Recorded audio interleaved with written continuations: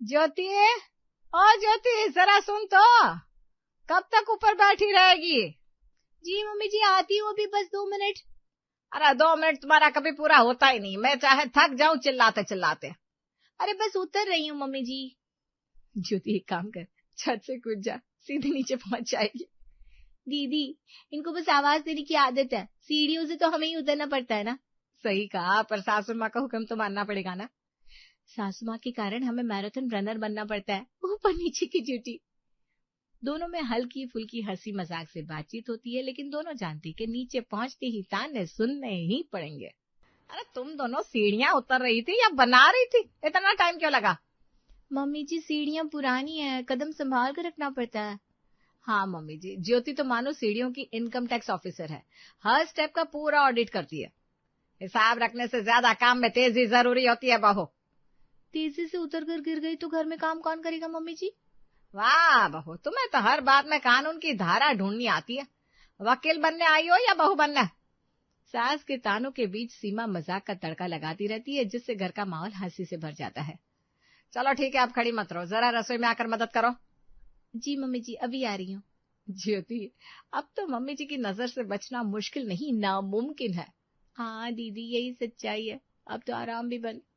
रोज की तरह ताने और चुटकुले चलते रहते हैं। वहीं दूसरी तरफ घर के दोनों बेटे दुकान पर पहुंचते हैं।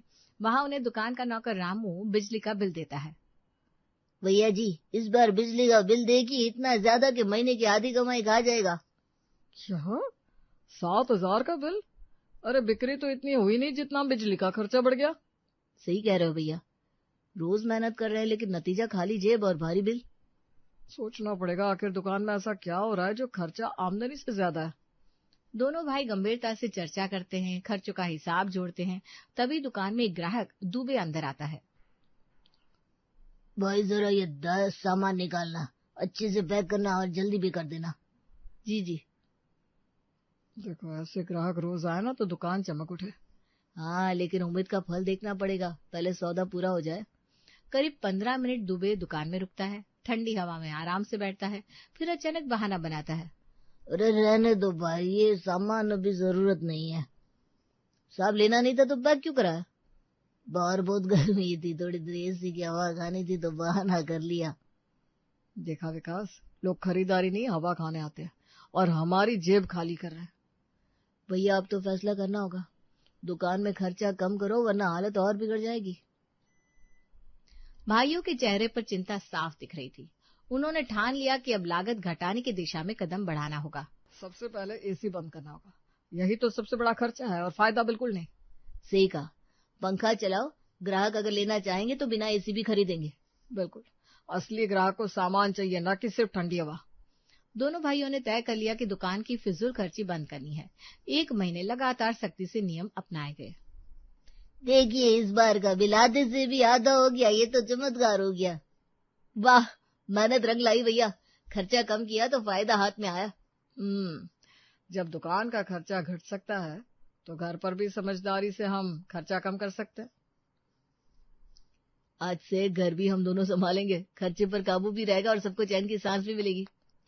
दोनों दुकान के साथ घर की जिम्मेदारी भी आपस में बांट लेते हैं। 2 दिनों तक उन्होंने घर में सब कुछ देखा और बातचीत करके फैसले तक पहुंचे और घर में कॉस्ट कटिंग की शुरुआत की। विकास, सबसे बड़ा खर्चा घर की रसोई में है। हर रोज जरूरत से ज्यादा सामान बर्बाद हो रहा है। सही कह रहे हो भैया, सब्जी और राशन का हिसाब बनाना होगा वरना किचन ही पूरा बजट खा जाएगा। ठीक है, आज से तय करेंगे जो पकाना है उतना ही बनेगा, जरा सा भी फिजूल नहीं। हाँ, वरना आधा खाना कूड़ेदान में जाता है और आधी कमाई बर्बादी में उड़ जाती है। दोनों ने सबसे पहले रसोई पर नजर डाली, हिसाब बिठाकर तय किया कि अब से हर चीज सटीक नाप तौल के साथ बनेगी। सब्जियां भी कुकर में बनेगी, जिससे गैस खर्च कम हो। दूसरा बड़ा खर्चा बच्चों की स्कूल फीस और एक्टिविटीज पर है, ये भी जेब ढीली कर रहा है। भैया, फीस तो तय है लेकिन बाकी की ट्यूशन और कोचिंग कम की जा सकती है। हाँ, बच्चों को कहेंगे एक ही कोचिंग रखो, बाकी घर पर मेहनत करनी होगी। बिल्कुल, पढ़ाई जरूरी है लेकिन फिजूल का दिखावा अब नहीं चलेगा। स्कूल और ट्यूशन पर चर्चा के बाद उन्होंने सोचा कि बच्चों को सिखाना भी जरूरी है कि पैसे पेड़ पर नहीं उगते। तीसरा खर्च है घर की शॉपिंग, कपड़े, जूते, सजावटी सामान, सब कुछ लिमिट से बाहर जा रहा है। हाँ, महीने में 3 बार शॉपिंग की बजाय 1 बार तय करनी होगी, वो भी जरूरत की चीजें ही।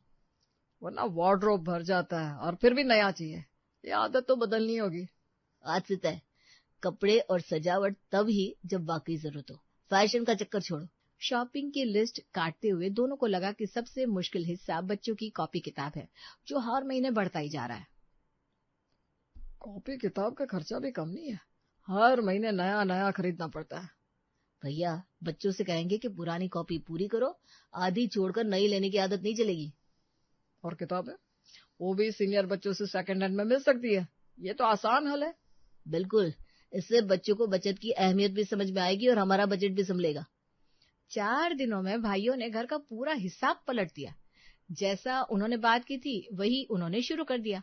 दोनों ने अपनी पत्नियों को बुलाकर बात पहले किचन से शुरू की। अब से नियम तय है, हर सब्जी और खाना सिर्फ प्रेशर कुकर में बनेगा और किसी बर्तन में नहीं। अरे भैया जी, हलवा भी कुकर में बनेगा क्या? उसमें तो आधा स्वाद ही चला जाएगा। स्वाद बाद में, पहले खर्चा कम होना चाहिए। अब से हलवा भी कुकर में ही बनेगा। तो फिर रायता भी कुकर में, चाय भी कुकर में बना लीजिए। हाँ देखो, जितना कुकर में बन सकता है उतना वही बनेगा। कढ़ाई और पतीली भी अब बिल्कुल बंद। ज्योति और सीमा दोनों हंस रही थी, लेकिन दोनों भाई गंभीर थे। खर्चे की कटौती को लेकर उन्होंने मजाक को भी नजरअंदाज कर दिया। पर मम्मी जी को आलू की सब्जी भुनी हुई पसंद है, कुकर में वो स्वाद कहाँ आएगा? स्वाद की चिंता मत करो, आलू कुकर में भी भून सकते हैं, बस सही टाइमिंग पकड़नी होगी। और अगर सब कुछ कुकर में ही होगा तो रसोई का आधा सामान बेकार पड़ा रहेगा। बेकार पड़े तो पड़े, खर्चे बचाने हैं, यही सबसे बड़ा नियम होगा। धीरे धीरे मजाक से शुरू हुई बात अब तकरार में बदल गई, लेकिन दोनों भाई अपने फैसले पर अड़िग रहे। अरे वाह, अब तो हमारे घर में रसोई भी किचन कम और कुकर फैक्ट्री ज्यादा लगने लगी। सही कहा, खाना कम बनेगा और सीटी ज्यादा बचेगी। पड़ोसियों को भी लगेगा कोई मिल खोली है। देखा दीदी, अब हमारी रसोई में स्वाद नहीं, सीटी ही गूंजेगी। हाँ ज्योति, अब तो बच्चों को भी लगेगा घर नहीं रेलगाड़ी में रह रहे हैं। अब दोनों को दिक्कतों का सामना भी करना पड़ रहा था और सास ससुर के ताने भी सुनने पड़ रहे थे, लेकिन भाइयों ने घर का खर्च बचाने की जिद पकड़ रखी थी। अब तो हमारे घर में सब्जी का स्वाद ही नहीं मिलेगा।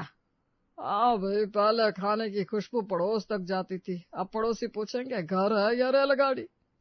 इतनी कंजूसी करके अगर लखपति बन भी गए तो क्या होगा, जब खाने का स्वाद ही गायब हो। सास ससुर हर दिन चुटकी और ताने कसते, लेकिन दोनों भाइयों ने कान बंद करके अपने नियमों को लागू रखा। अरे अब तो हम बुजुर्ग भी सोचे कि चुपचाप होटल से खाना मंगा ले, कम से कम स्वाद तो मिले। और कोई रास्ता भी तो नजर नहीं आता। अब ना तो बहुओं से उम्मीद बची ना बेटों से। ताने सुनकर रोज माहौल गर्म हो जाता, पर भाइयों का निश्चय ठंडा नहीं पड़ता। उल्टा उन्होंने दूसरा कदम और बढ़ा लिया। विकास, अब अगला खर्च बच्चों की स्कूल बस का है, हर महीने जेब ढीली कर देता है। सही कहा भैया, क्यों ना बच्चे को पास के स्कूल में डाल दे, बस का खर्चा सीधा बच जाएगा। क्या? बच्चों का स्कूल बदल देंगे? वहाँ पढ़ाई का लेवल भी अच्छा है और माहौल भी। हाँ, और वहाँ के टीचर भी बहुत तारीफ करते हैं, बदलना सही नहीं लगेगा। गुणवत्ता अच्छी है पर खर्च भी तो देखो। पास का स्कूल ठीक है और पैसे भी बचेंगे। और जिसे पढ़ना होता है ना, वो कहीं पर भी पढ़ लेता है। पत्नियां समझाने की कोशिश करती रही, लेकिन भाइयों के सामने बचत का तर्क इतना बड़ा था कि कोई बहाना काम न आया। बच्चे पास में पढ़ेंगे तो बस का किराया बचेगा, यही सही कदम है आगे बढ़ने का। पर रोज उन्हें छोड़ने और लेने कौन जाएगा, ये भी तो सोचना पड़ेगा। हाँ, कामकाजी घर में समय कौन निकालेगा? जिम्मेदारी आखिर किसकी होगी? हम दोनों भाई हैं ना, जिम्मेदारी ले लेंगे। सुबह शाम खुद बच्चों को छोड़ने लाने जाएंगे। भाइयों का फैसला सबको हैरान कर गया। बहुओं को लगा मुश्किल और बढ़ेगी, लेकिन भाइयों ने इसे भी चुनौती मान ली। सोचो भाभी, हर महीने कितना पैसा बचेगा, उन पैसों से घर की और जरूरतें पूरी होंगी। हाँ, आप दोनों तो बचत के महात्मा बन गए हो ना, पर घर चलाना आसान नहीं है। अब तो बच्चों का स्कूल भी बचत स्कूल कहलाएगा। असली पढ़ाई से ज्यादा पैसों का हिसाब पढ़ना पड़ेगा। ताने मार लो, लेकिन हमें खर्च कम करना है, चाहे कदम मुश्किल ही क्यों ना हो। अब घर की और दुकान की हर दिशा में कटौती जारी थी, मुश्किलें बढ़ रही थी, पर भाइयों ने अब तीसरा कदम आगे बढ़ाया। देखो, हम दोनों लाल रंग का पूरा थान लेकर आए हैं, अब घर में नई सिलाई का खर्चा बचेगा। अरे लाल कपड़े का इतना बड़ा ढेर, क्या घर में शादी ब्याह का मंडप से जाना है? भैया जी ये बताइए, सब लाल रंग पहनेंगे तो फर्क कैसे पता चलेगा कौन किसका है? हाँ, और हरी साड़ी पर लाल ब्लाउज पहनूंगी तो लोग कहेंगे तोता बनकर घर में घूम रही है। तोता समझो या मोर, फर्क नहीं पड़ता, खर्चा कम होना चाहिए, यही हमारी पहली प्राथमिकता है। सास और बहुएं ताने मारती रही, मजाक उड़ाती रही, पर भाइयों के चेहरे पर जिद साफ झलक रही थी। वाह बेटा, अब सास और बहू एक ही रंग में दिखेंगी, जैसे कोई यूनिफॉर्म वाला घर हो। तो अब करवा चौथ, तीज और दिवाली पर भी यही लाल ब्लाउज चलेगा। वाकई कमाल का आइडिया है। बच्चे भी पूछेंगे, मम्मी हमारे घर में सिर्फ लाल रंग क्यों दिखता है, बाकी रंग कहाँ गए? बच्चों को भी समझाओ कि रंग से ज्यादा जरूरी है घर का बजट संभालना। हर साड़ी पर नया ब्लाउज सिलवाने का खर्चा अब खत्म, एक लाल रंग काफी है सबके लिए। पत्नियां खामोश होकर एक दूसरे का चेहरा देखने लगी। उन्हें मजाक में भी डर लग रहा था कि ये फैसला सच बन जाएगा। कल को घर सजाने की बात आई तो मत कहना दीवार भी लाल करवा देना खर्च बचाने के नाम पर। ज्योति, लगता है अब मेहमानों से कहना पड़ेगा हमारे घर का ड्रेस कोड सिर्फ लाल है। सही कहा दीदी, ये तो लाल लाल परिवार बनकर मशहूर हो जाएगा पूरे मोहल्ले में। लोग क्या कहेंगे उसकी चिंता मत करो। ताने और मजाक के बीच भी भाइयों का निर्णय नहीं बदला। इस बचत के कारण बहू और सास परेशान हो गए। अब तीनों लोग शाम को दोनों भाई के आने का इंतजार करने लगे।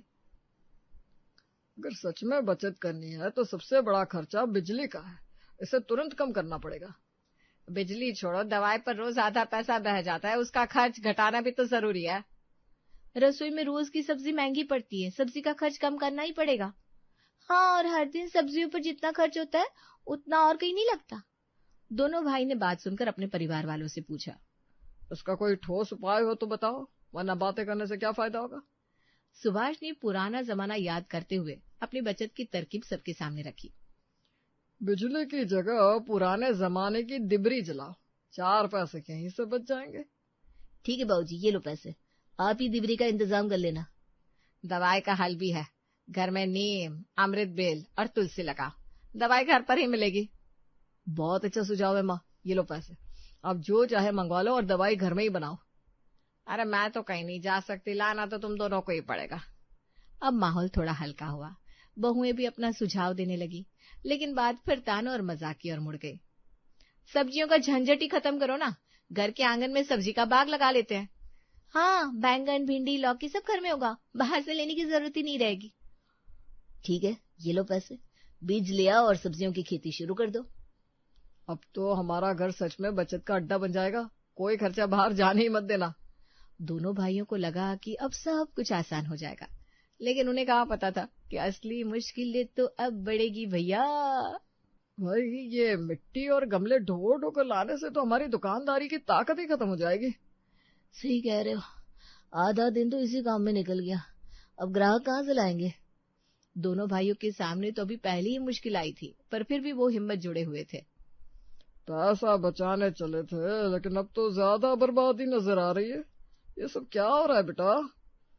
बाबूजी, हम कोशिश कर रहे हैं, पर क्या करें, गमले और मिट्टी लाने में ही हमारी कमर टूट गई, लेकिन शायद अब कुछ फायदा नजर आए। तुम दोनों ने बहुत शौक से खेती बाड़ी शुरू की थी, अब पता चल रहा होगा कि असली झंझट क्या होती है। देखो जी, सब्जियां लगाओ या पेड़ लगाओ, लेकिन रसोई का खर्च तो वैसे ही देना पड़ रहा है।